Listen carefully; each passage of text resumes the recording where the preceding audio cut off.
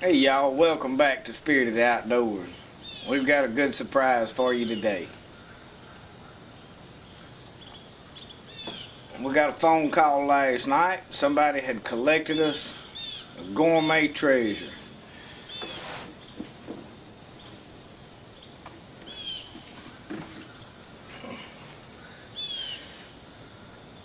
Rattlesnake. Now I did gut this last night. My friend Wesley Fulton killed it on the side of the road, called me, knew I might want the skin. Didn't really know that I wanted the meat and all. So what we're going to do is we're going to skin this. Now like I said, I got the entrails out of it last night, put it on ice. But now we're going to get the hide off. I think it had 8 rattlers in a button. Obviously they kept them. Little boy wanted them. That's a good treasure for him to hang on to. But we're going to get the meat off of this, cut it up, put the meat in our ice cream bucket. If you don't have a ice cream bucket to put your meat and all in, I've said it before, you're not eating enough ice cream. But we're going to get this skin out and cut the meat up, and then we're going to cook it later on. So stick with us.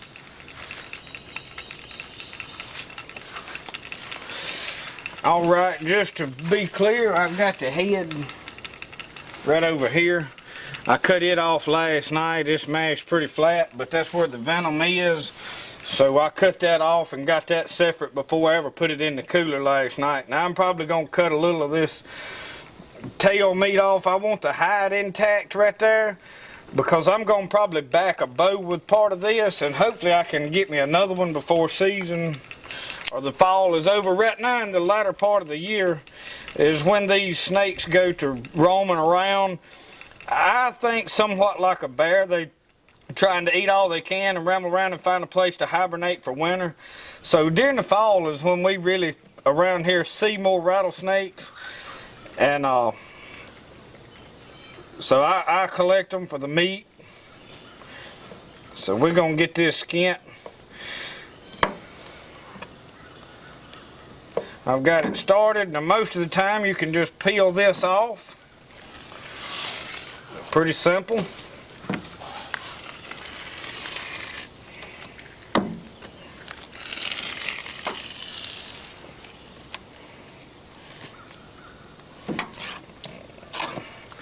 Now down south you see this piece of plywood, everything is a cutting board. So don't knock it till you try it.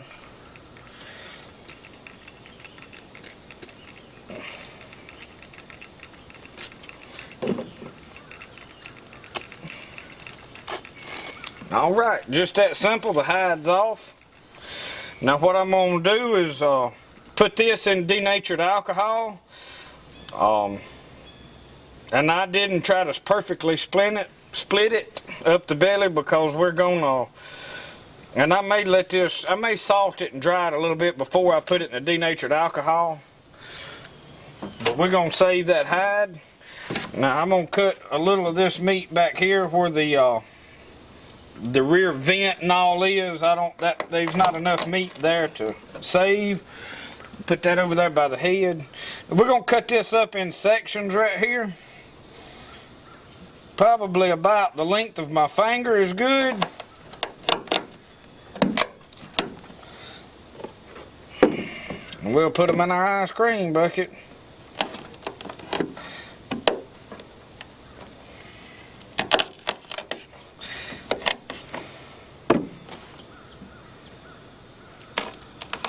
You like my measuring system?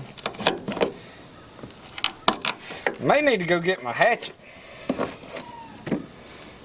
There ain't nothing like, you know, hacking on something pretty good there. Let's do that. Y'all hang on a second.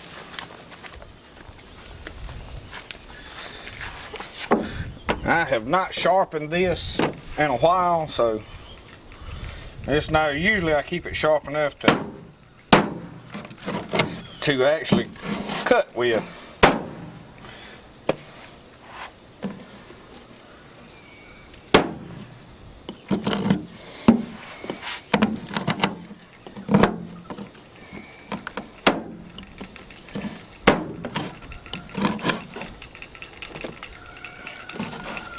little bit easier this way.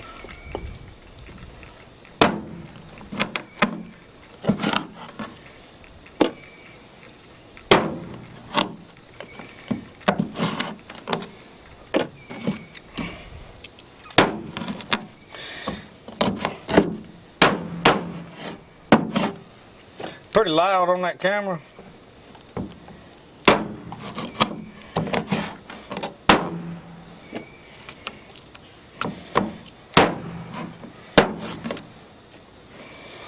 Now this is up the next section toward the head. We're going to discard that part of it. There ain't a lot of meat on it anyway. I just feel safer that way. So, we've got our meat in this. We're going to put it in the refrigerator for a little while.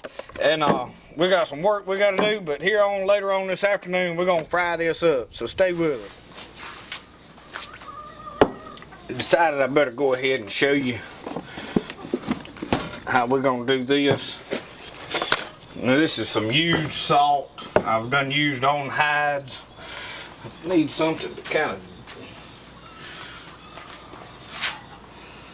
we'll use this can we used on the previous, I don't know, I don't want to use that.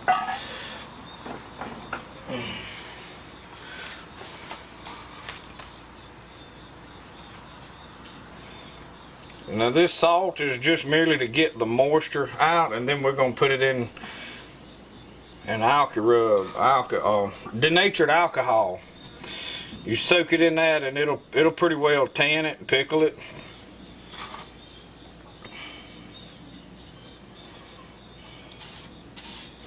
And I got that trick from a taxidermist friend of mine.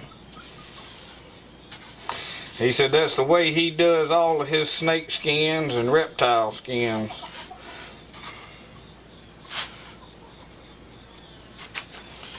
And he has mounted some deer for me, different things, so he knows what he's talking about. And I have seen some of his snakes that he's done for some buddies of mine. Kill them and they want to put them up on the wall, save the hides.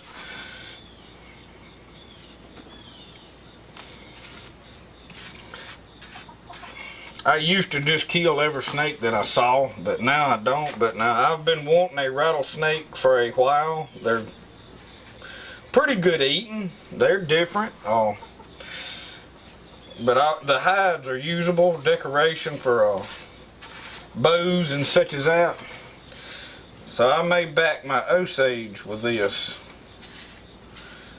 If the bow turns out to be what I want. Or turns out to shoot just what I want, if I can make it function the way I want.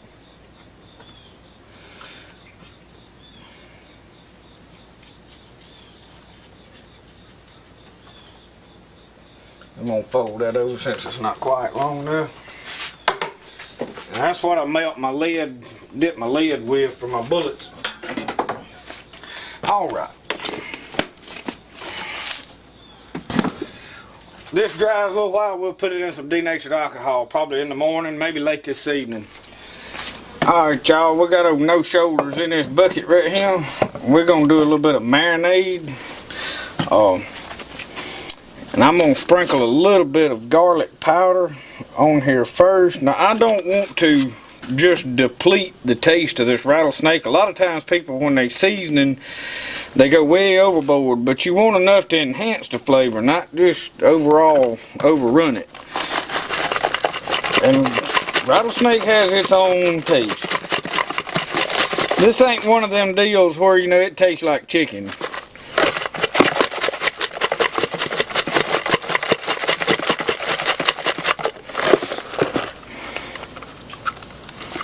That right there is just about finished. I love lemon pepper, but that there is about due. And I like lemon altogether, so we got a little bit of lemon juice.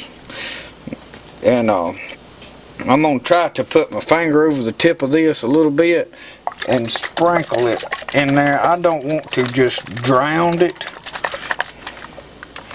Kind of trying to mist it. It'd really be ideal if you poured that in a squirt bottle and kind of sprayed it in there. And I'm doing this the same way. Now I'm not filling this pan up for this to just soak in it. We just want a little bit in there that can get into that flavor. So what we're going to do, we're going to put this back in the refrigerator. I got a little bit more pottery I got to make, but I wanted this to marinate for a little while. I didn't want it to marinate all day. It's about 4 o'clock, so we're going to let it go about an hour, maybe an hour and a half, 2 hours, and then I'll pull it back out. We're going to flour and fry it. So hang with me.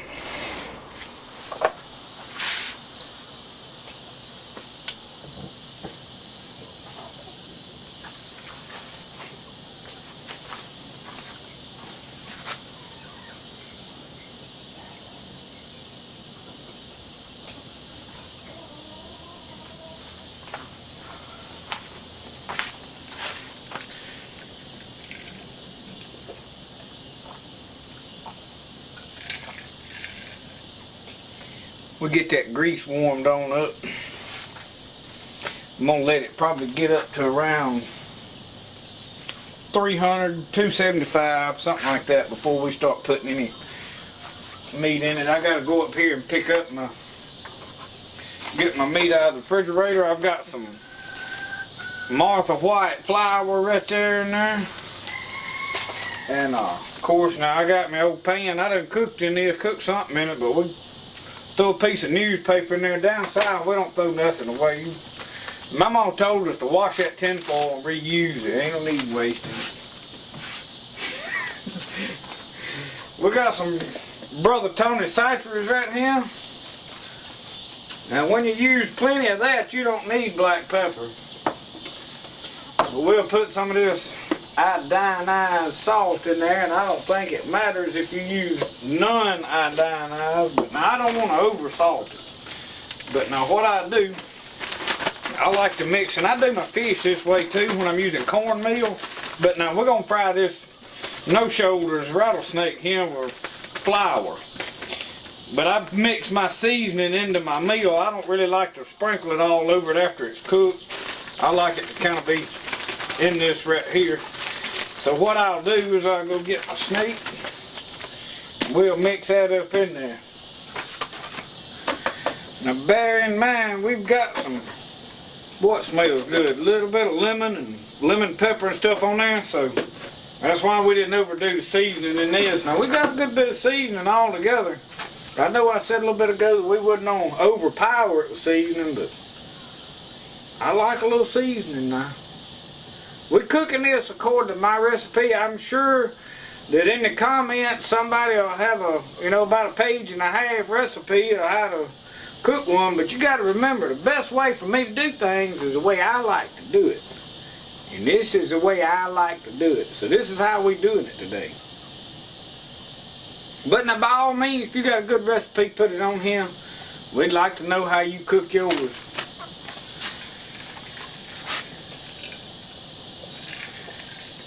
Most people around here frown on me when I go to cooking rattlesnake. Hey, I can't believe that you'd eat those no shoulders. But I'm like Jerry Clywer when he talked about eating them possum. He said he didn't eat possum just because he liked possum. He ate possum because that was all he had. Well, at the rate things is going and the price of chickens and pork and beef are going up, his rattlesnake may be all we had.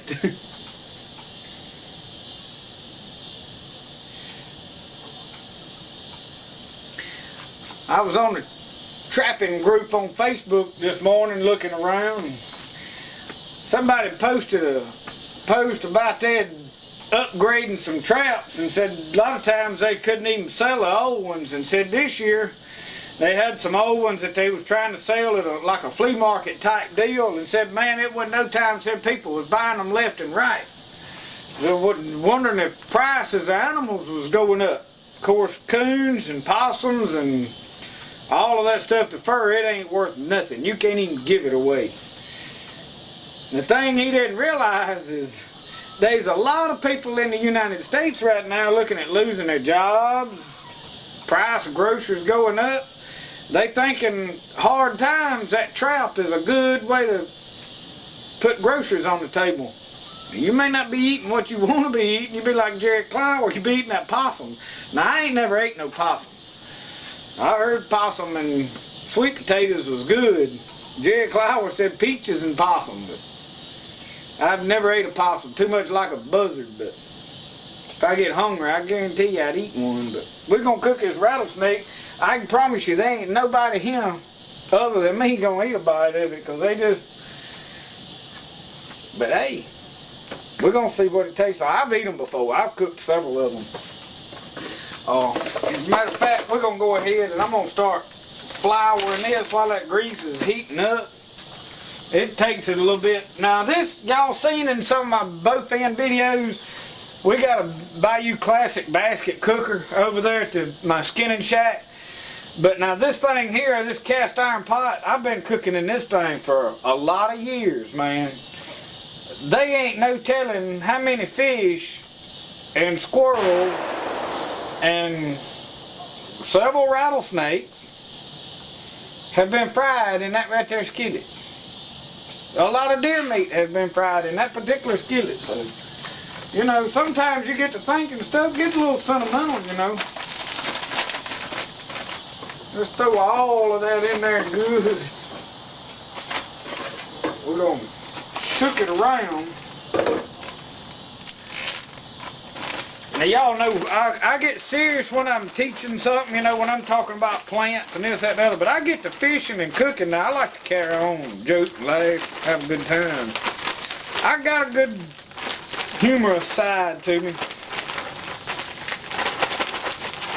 I was going to tell y'all something. I was editing that video that I made on the making them the fire kit video. When I was watching through there and I was talking about putting acetone, I thought to myself, I said, good Lord, I'm getting bad as Joe Biden. I don't know what I'm saying. But we got this right here all floured up.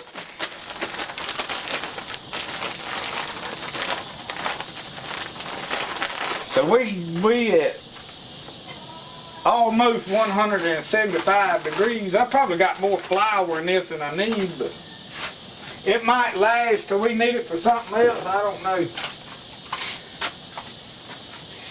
We're gonna let it get warmed up, and then we're gonna go frying some.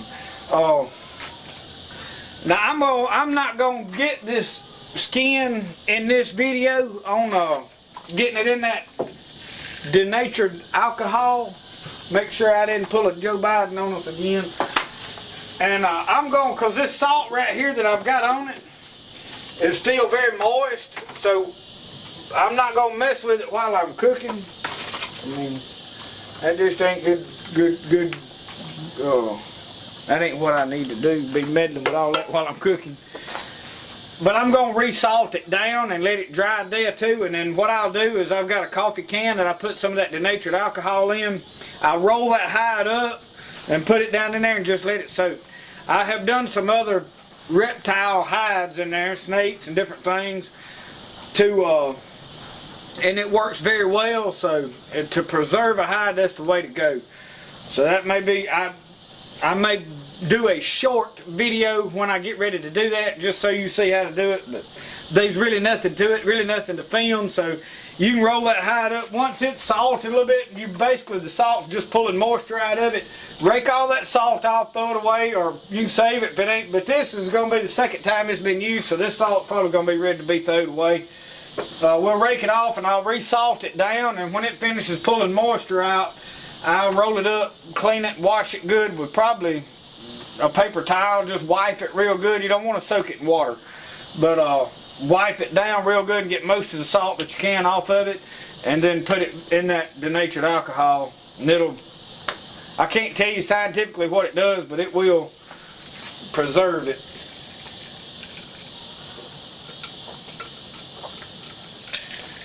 And y'all, I like me some sweet tea. I don't drink a lot of sweet tea though no more. I try to drink a little at supper time. We don't eat dinner. We eat dinner up in the day here. You eat breakfast and dinner and supper. Now when they brought that lunch in there, I got concerned that I was missing a meal somewhere, and I'm trying to figure out how I can eat breakfast, lunch, dinner, and supper all at the same time, you know. That'd be 4 good meals in a day. I'm gonna figure that one out. But I got my newspaper. This is part of the Mississippi Market Bulletin in there. There's like a trade winds paper, but they good for putting this meat on. It'll soak that grease right up. Save on them paper towels. You see, you got to be multi-purpose. Everything's got to have more than one use. All right. Rooster said we was at 275. Did you hear him? I know y'all like to hear them roosters holler.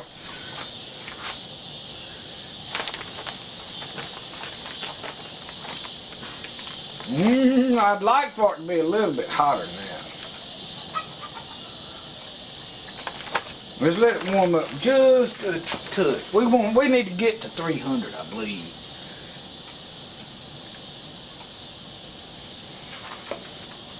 When I drop that grease in, I like for it to go. Here, it's just not getting there. You need to shoot for 300 degrees. We're about there. I mean, just that 15, 20 degrees, 25 degrees. I ain't good with my arithmetic.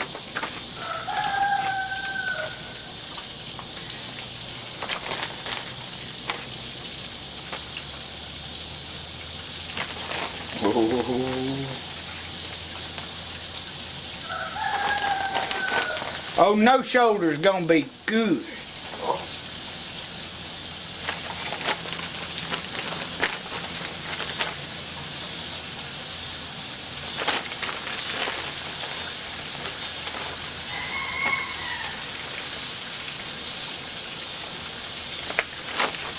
Every time I take a bite out of him, I'm gonna think about him making that woman eat that apple. Reason I gotta work so hard and ain't in paradise no more. Y'all think about that. I've still got the head out there in the back of my truck where I cut it off. I may cook that and feed it to my wife.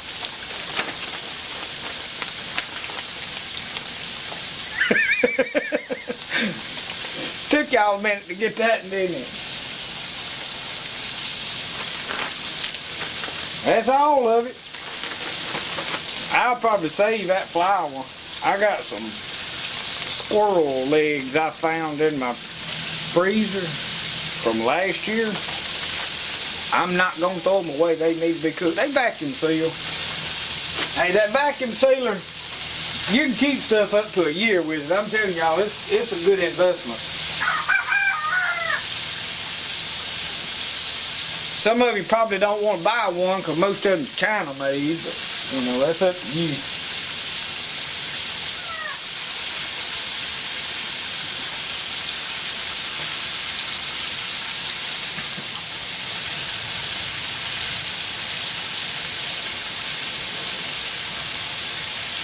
I'm going to turn that down a little bit because I don't want to burn it. We want it to cook through.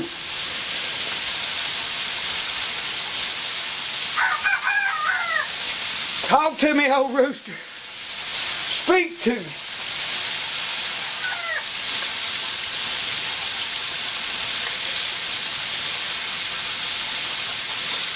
We're about to get done right here. It don't take long, just a few minutes. A lot of my meat, about 7 minutes, is a good cook time. You start cooking stuff 10, but now, down south we'll deep fry anything. I mean, they deep fry Twinkies and Reese's and Lord, they try to deep fry ice cream. It's ridiculous. But now I will say I like some deep fried food. But I'm trying to cut back on it. Honest to God, I try to lay off a lot of the sweet tea and deep fried stuff. Because once you hit the 40 mark where I'm at now, I turned 40 this year, your body don't recuperate from all that stuff as well as it used to. This starts getting way out here like this, but it makes a good table. You can about set your glass right there and do whatever you're doing and pick it back up. I know some folks that can do that.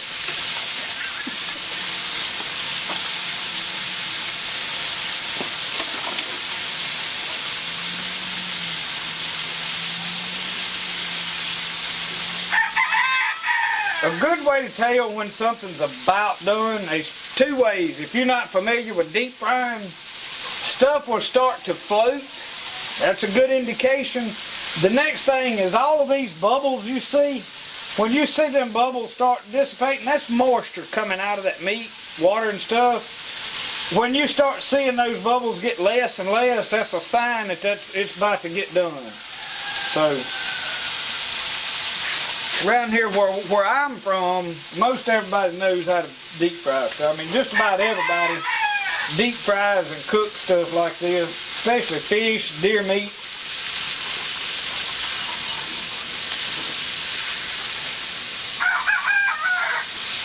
I think I'm going to get one piece out right here, these small first, to see. You look at how that looks. Oh, man. I know out there in Texas now, all you boys out here, country, y'all eat a lot of these rattlesnakes. Here in Mississippi, it's just not common. You start talking about cooking a rattlesnake, people look at you all wall-eyed, we call it. Look at you like you got 2 heads and whatnot.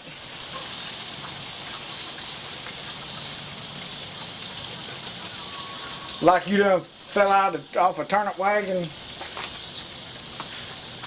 Alright, we're going to cut the grease off. I hung that back right there. Oh, is it cool down enough to eat? Let's eat one of these little pieces right here.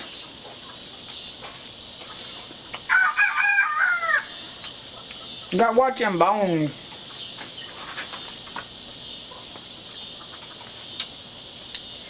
That's still warm.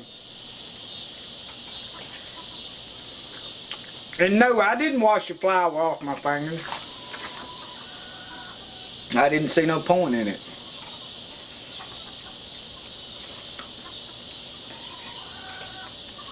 I couldn't cook it in the house. My wife wouldn't let me bring this in the house. Let me tell y'all a funny story while I'm cooking this. The very first rattlesnake I ever cooked, about 10 years ago, it was about this time of year because it was opening weekend of dove season. Old Casey Gray come walking up out here toting one he'd killed up yonder with a shotgun. I said, well, let's cook him. So we skinned it. And at that point, I'd never cooked one before. And we skinned him and took him up there to the house, and I had to hide off, and I had this pretty piece of white meat about that long, y'all. It's just as white, pretty as they ever seen. I took it in the house and throwed it in the sink, and I took that, what do you call that, spray nozzle off the sink over there, and I was gonna wash it good, you know. I hit that joker with that water, and that thing's like that inside that sink. I had to leave the kitchen. I wasn't ready for that. Now, I ain't gonna lie to y'all. I thought he was finna get me. He didn't have no head or no tail. I said, oh Lord Jesus, he done come back to get me. I left out of that kitchen high stepping it. About like old Ray Stevens said when he said, I'm going out the kitchen door. They said, there ain't no door in that kitchen. He said, they finna be.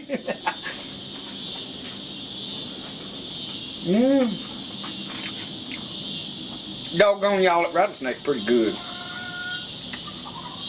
It'd be better if it wasn't burning my lips. So we may have to let it cool off a little bit. Rattlesnake sweet tea. Man. Well, don't touch that pot now, it's hot. You want to bite a snake? Bite. Bite a snake? It did get you a piece off him. Hot.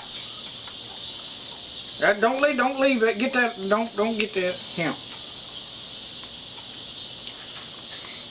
Here's a crust. Well, don't leave it down there. You done throwed it down. Boy. You want another piece? Here. Hold it good.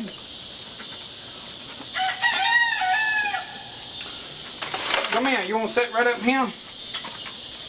Come on. Sit right there. Look at the camera. Tell them, hey. Hey. Say hello, YouTube. You ain't gonna no bite. Ain't nobody else gonna help us eat it, is there?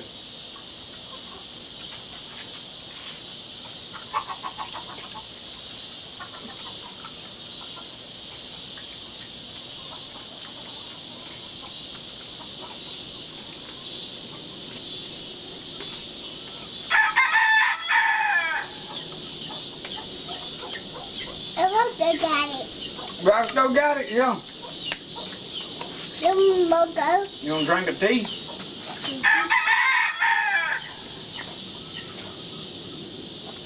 Ah, it's good, ain't it? You know, I think this is rattlesnake. You like it? it's cute. Yeah, you know that snake I had last night? Yeah. You remember that snake we had?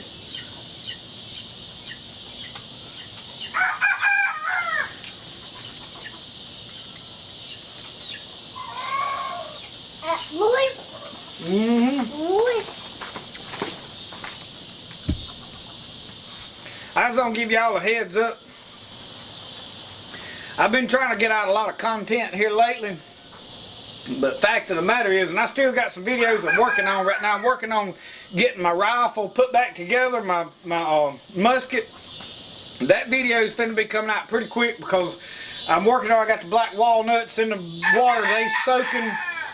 I got the barrel and the lock and all that stuff rusting so that I can dye it with black walnuts. So we're gonna get that put together, but y'all, I've got pottery orders pouring in. And the fact of the matter is, I got to make pottery, so we may taper off on videos for a little while. I don't know. I'm going to try not to. I may have to film like short videos out here just to keep making content, but I really don't like just making videos for the sake of, hey, I put a video out. I want to make things that you guys enjoy watching, whether it's instructive stuff with the plants and education, or it's cooking like this and entertaining. I like to mix it up. I don't like every video to be all boring, grueling information, but I do want to put out content that I can teach you something, that I can help somebody. But like today, I like to carry on and have a good time, tell jokes, and see if we can ruffle somebody's feathers up a little bit. It ain't good to just pet on everybody. If I can rub you a little bit the wrong way, it's funny, you know. You'll get over it.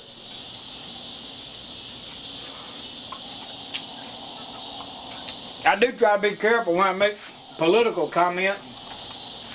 I'll be honest with y'all, I don't fool with politics no whole lot no more. I do point out the obvious, but I ain't got no faith in none of them. I don't think Donald Trump can save you, and I sure don't think Joe Biden can save you. Roscoe, do you want to sample a little bit of this here rattlesnake?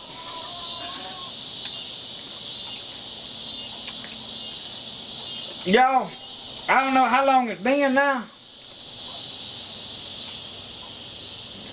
I worry about them bones right there. No, you can get this piece. That dog still smells like polecat. Oh, I think it sprayed him on his soul now. We watched him again last night, unless he done went and found him and nothing and got sprayed again. I don't know. Hot dog. I was in the recliner and he come crawled up in there with me and I was reading a book. He crawled up in my lap in the recliner and I said, whew. I mean, I don't mind rattlesnake. I mean, there I go Joe Biden in it again. I don't mind a little polecat smell, but doggone. Right up in there when I'm in my pajamas and my straddle lounger. We're going to eat this. Me and Roscoe going to enjoy the rest of this rattlesnake. We'll see y'all next time on Spirit of the Outdoors. Y'all have a good one. Remember, the best way to do things, the way you like to do it. I'm doing it the way I like to do it. We'll see y'all. Roscoe?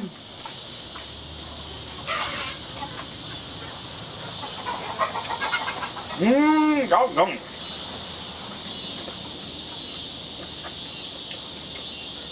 They gonna think we joking about how good this is. I don't believe they. I don't believe they really gonna try it. Come here, come here. You want a bite? Come here. Stand up. Talk to me. Talk to me. Talk to me. Talk to me. Talk to me. Talk to me. Talk to me. Good boy.